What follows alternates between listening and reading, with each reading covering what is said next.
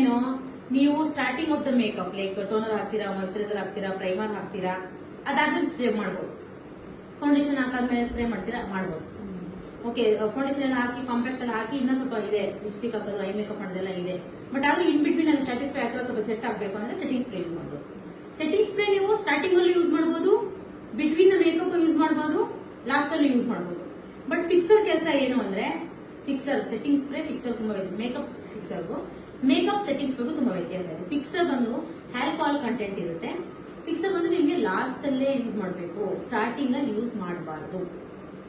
So ಇದನ್ನು ಸ್ವಲ್ಪ ಬೇರೆ ಟೆಕ್ನಿಕ್ಸ್ ಇದೆ, ನಾನು ಡೆಮೋದಲ್ಲಿ ಹೇಳ್ಕೊಡ್ತೀನಿ ನಿಮಗೆ. ಫಿಕ್ಸರ್ ಬಂದು ಲಾಸ್ಟ್ ಅಲ್ಲೇ ಯೂಸ್ ಮಾಡಬೇಕು. ಸೆಟ್ಟಿಂಗ್ ಸ್ಪ್ರೇ ಬಂದು ಸ್ಟಾರ್ಟಿಂಗ್ ಅಲ್ಲಿ, ಮಧ್ಯದಲ್ಲಿ, ಲಾಸ್ಟ್ ಅಲ್ಲಿ ಯಾವಾಗ ಬೇಕಾದ್ರೂ ಯೂಸ್ ಮಾಡಬಹುದು ಟು ಸೆಟ್ ಇಟ್.